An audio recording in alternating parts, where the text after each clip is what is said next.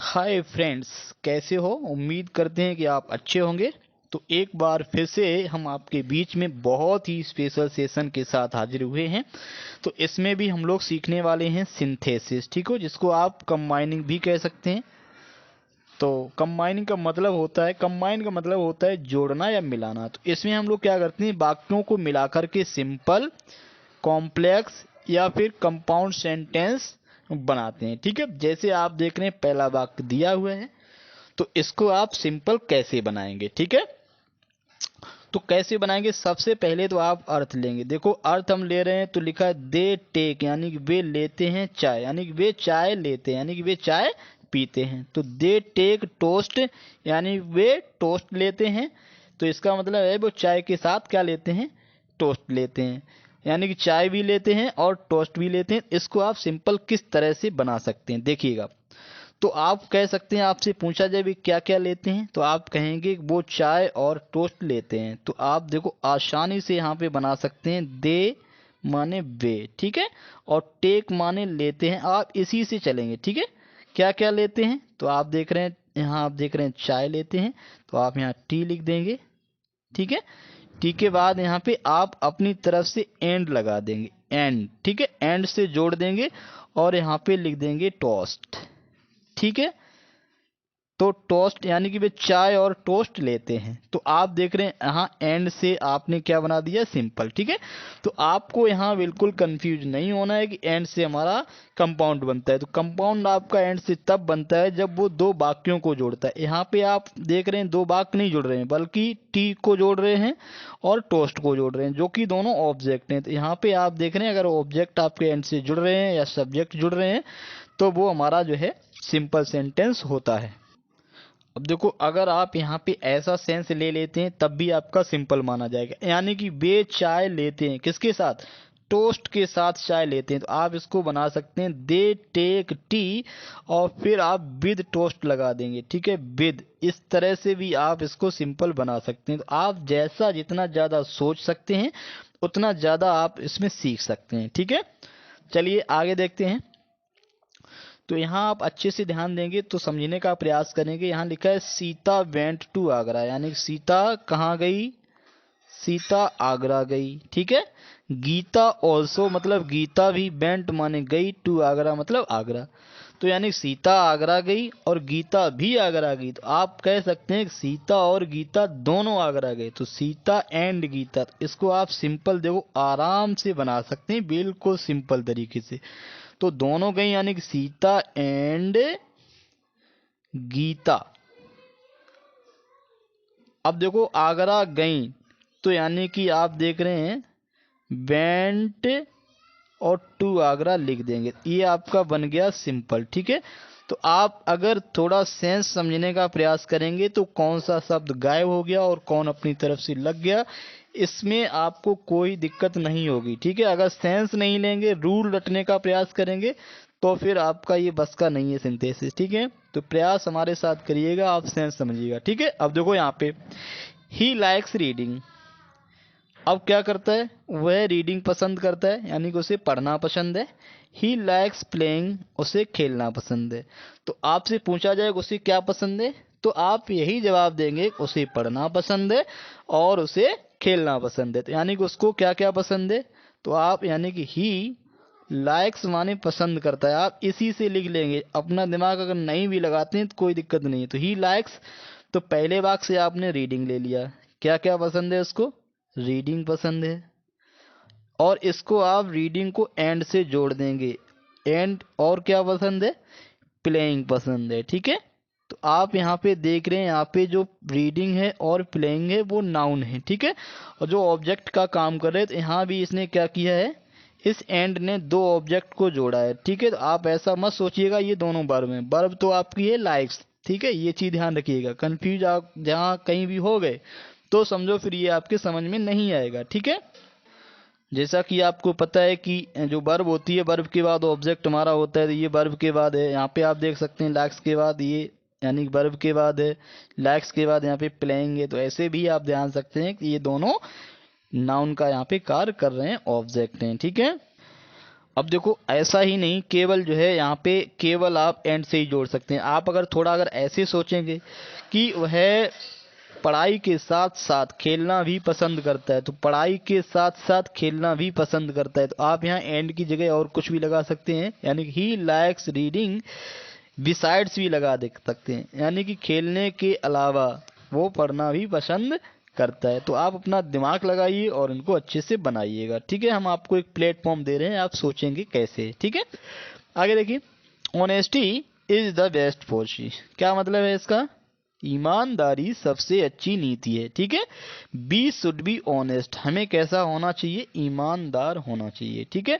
तो इसको अगर सिंपल बनाएंगे तो आप कैसे बनाएंगे? देखो यहाँ ध्यान रखेंगे, दोनों में कारण है, तो आप लोग विंग से इसको क्या बना सकते हैं?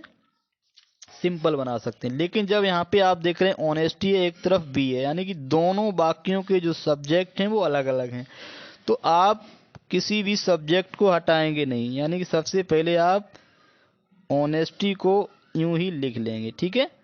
और जब ये इज का नंबर आ रहा है तो इसको आप बीइंग में चेंज कर देंगे, तो ऑनेस्टी यहाँ पे आप लगा देंगे बीइंग, फिर द बेस्ट पॉलिसी लिख देंगे, द बेस्ट पॉलिसी, ठीक है। अब आप अर्थ लेंगे, यानी कि ईमानदारी सबसे अच्छी नीति होने की वजह से, तो होने की वजह से या होने के कारण, तो ऐसा सेंस हमारा निकलता है। तो हम लोग प्रेजेंट पार्टिसिपल यानी कि इज एम आर या वॉज वर को बीइंग में चेंज कर देते हैं। अब ईमानदारी सबसे अच्छी नीति होने की वजह से हमें ईमानदार होना चाहिए, तो यहाँ पे कॉमा लगा के और ये बी शुड बी ऑनेस्ट यहाँ पे आप पूरा लिख देंगे, ठीक है। ये तो हमारा बन गया है सिंपल, ठीक है। और इसी वाक्य को अगर हम बनाना चाहें कॉम्प्लेक्स, ठीक है, तो कॉम्प्लेक्स में आप इस तरह से इसको पढ़ेंगे, चूंकि, तो चूंकि के लिए आपको सबसे पहले चूंकि की अंग्रेजी एज आनी चाहिए, ठीक है। और एज के बाद आप यहाँ पे लिखेंगे ऑनेस्टी, यानी दोनों वाक्यों को यूं ही लिख देंगे ऑनेस्टी, फिर यहाँ लिखेंगे इज द बेस्ट पॉलिसी और यहाँ लगा देंगे कॉमा, फिर दूसरा वाक्य लिख देंगे बी और शुड बी ऑनेस्ट। तो ये हमारा बन गया कॉम्प्लेक्स, ठीक है। और इसी को अगर एंड से जोड़ दें, ईमानदारी सबसे अच्छी नीति है, एक वाक्य लिख देंगे, और दूसरा वाक्य आप एंड से जोड़ देंगे, and we should be honest. तो आप देख रहे हैं यही वाक्य हमारा कंपाउंड भी बन जाएगा, ठीक है। तो यहाँ पे आप देख रहे हैं पहला वाक्य जुड़ा है और दूसरा वाक्य जुड़ा है। जब दो वाक्य जुड़ते हैं तो दो वाक्यों में जो दो वर्ब होती हैं, तो इसलिए हमारा ये वाक्य है क्या बन जाता है? कंपाउंड बन जाता है, ठीक है। पीछे आपको कंफ्यूज नहीं होना है। यहाँ देखिएगा, ब्राट प्लेड बेल, बहुत अच्छे से समझिए तभी आप समझ पाएंगे, वरना इसको आप कतई नहीं समझ पाएंगे। यानी कि ब्राट अच्छा खेला, India won the match, India match जीत गई। तो सिंपल बनाने के लिए इसको आप इस तरह से अर्थ लेंगे कि विराट के अच्छा खेलने पर, विराट के अच्छा खेलने पर, देखो विराट के अच्छा खेलने पर, तो पर की अंग्रेजी यहाँ पे आप लगाएंगे ऑन, और विराट का या विराट की, तो काकी के लिए हम लोग अपोस्ट्रोफ यस लगाते हैं। तो यहाँ पे आप देखिए ऑन विराट, और अब हो गया विराट्स, यानी कि विराट के, ऑन विराट्स खेलने पर, तो यानी कि आप प्ले में आईएनजी लगा देंगे, ठीक है। आप देख रहे हैं इसको आप किस तरह से सिंपल बना रहे हैं, ऑन विराट्स प्लेइंग वेल, और इंडियन टीम मैच जीत गई, इंडिया, और इसके बाद में आप पूरा वाक्य लिख देंगे, इंडिया, इंडिया वॉन, और द मैच लिख देंगे, ठीक है। तो ये हमारा बन गया है सिंपल। और इसी वाक्य को अगर बनाना हो कॉम्प्लेक्स, ठीक है, तो आप यहाँ पे कह सकते हैं चूंकि विराट अच्छा खेला, इंडिया मैच जीत गई, तो यहाँ आप देख रहे एज लगा देंगे, या हम लोग कह सकते हैं इंडिया मैच जीत गई क्योंकि विराट अच्छा खेला, तो बिकॉज से भी इसको आप कॉम्प्लेक्स बना सकते हैं। तो यहाँ पे हो जाएगा एज विराट,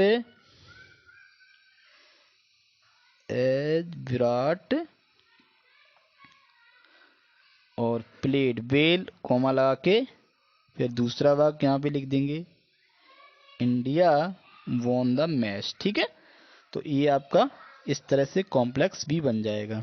और एंड से जोड़ देंगे विराट अच्छा खेला और इंडिया मैच जीत गई, तो यहाँ पे अगर एंड लगा देंगे तो हमारा ये कंपाउंड भी बन जाएगा। तो एक ही वाक्य को हम लोग कॉम्प्लेक्स भी बना सकते हैं, कंपाउंड भी बना सकते हैं और सिंपल भी बना सकते हैं। ठीक है, अब देखो, he did not work hard, उसने कठिन मेहनत नहीं की।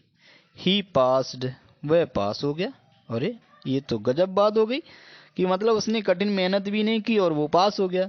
तो इसको सिंपल बनाने के लिए आप क्या कहेंगे, कठिन मेहनत न करने के बावजूद, तो के बावजूद आ रहा है, यानी सिंपल बनाने के लिए आप लगाएंगे इसमें इन स्पाइट ऑफ, न करने के बावजूद तो नॉट, और फिर आप देखो ऑफ लगा है तो ऑफ के बाद यहाँ क्रिया में आईएनजी लगा देंगे, नॉट वर्किंग हार्ड, और फिर कॉमा लगा देंगे और ही पास्ड लिख देंगे। ठीक है, ही पास्ड, तो ये आपका बन गया है क्या, सिंपल बन गया। ठीक है, तो यानी कि ना करने के बावजूद लगाए तो इसलिए हमने नॉट वर्किंग लिखा है। ठीक है, और इसी को अगर हम बनाना चाहें कॉम्प्लेक्स तो कैसे बनेगा, देखो, यद्यप उसने कठिन मेहनत नहीं की फिर भी वह पास हो गया। तो यद्यप से अगर यानी ऑल्दो अगर लगा देंगे तो यही वाक्य हमारा बन जाएगा क्या, यही वाक्य हमारा बन जाएगा कॉम्प्लेक्स। तो यहां लिख देंगे ऑल दो। ठीक है, और फिर यहां पे लिख देंगे he did not work hard, और फिर भी के लिए कोमा लगा देंगे। ठीक है, फिर यहाँ लिख देंगे ही और पास, तो ये हमारा बन गया, क्या बन गया, ये बन गया हमारा कॉम्प्लेक्स। और इसी वाक्य को अगर कंपाउंड बनाना हो तो कैसे कहेंगे, उसने कठिन मेहनत नहीं की, यानी कि he did not work hard, और फिर कहेंगे बट माने लेकिन वह पास हो गया। तो यहाँ देख रहे हैं बट लगा दें और शेष पार्ट को वैसा ही लिख देंगे, ही पास्ड। ठीक है, तो यहाँ पे केवल आप देख रहे हैं बट लगाने से यही वाक्य हमारा बन गया है कंपाउंड। तो एंड से और बट से वाक्य हमारे कंपाउंड बनते हैं, लेकिन ध्यान रहे ये वाक्य क्या करें, एंड से दूसरा वाक्य जुड़ रहा हो और बट से दूसरा वाक्य, एक अलग अलगाव जैसा भाव होता है। ठीक है, तो ये सेंस होना चाहिए। अब इस वाक्य को आप समझेंगे तो बहुत अच्छे से समझ जाएंगे। तो डू योर वर्क मतलब अपना कार्य करिए, अपना कार्य करो। It should not be delayed, यानी कि इसमें क्या, इसमें देर नहीं होनी चाहिए। तो यानी कि आपका कार्य, आप अपना कार्य करिए बिना किसी देरी के, बिना किसी देर के, तो बिना देर के बिना, तो आप कैसे कह सकते हैं, डू माने करो। ठीक है, योर वर्क, तो यहाँ पे आप लिख देंगे योर वर्क, इसका मतलब है अपना कार्य करो।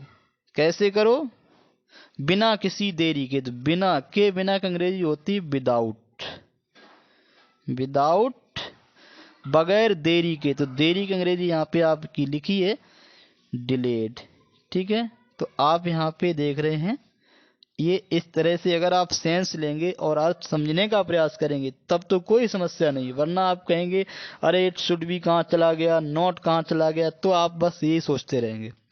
तो यहाँ पे सेंस समझा कि अपना कार्य करो, it should not be delayed, इसमें देर नहीं होनी चाहिए, तो इसका मतलब है डू योर वर्क, अपना कार्य करो विदाउट डिलेड, किसी भी देर के बिना, यानी कि देर किए बिना करो। ठीक है, अब देखो ये वाला और ज्यादा ट्रिकी है। द ट्रेन केम, यानी कि रेलगाड़ी आई।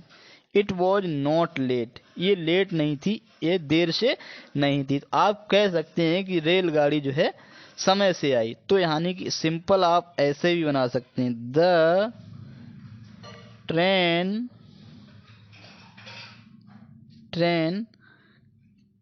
केम मतलब आई, कैसी आई, इट वॉज नॉट लेट, इसका मतलब ये इन टाइम थी, इट वॉज नॉट लेट, तो द ट्रेन केम इन, या आप ऑन टाइम भी लगा सकते हैं। ऑन टाइम का मतलब होता है समय से, यानी जो चीज लेट नहीं है ऑन टाइम भी कह सकते हैं। तो आप इन टाइम लगा सकते हैं या ऑन टाइम। इन टाइम का मतलब होता है समय से थोड़ा पहले ही आ गई है ना, ऑन टाइम का मतलब जो समय था उसी पे आ गई। तो आप इन टाइम या ऑन टाइम भी लगा सकते हैं। अब आप सोचेंगे अरे ये टाइम कहाँ से आ गया, इन टाइम कहाँ से आ गया, तब दिक्कत होगी।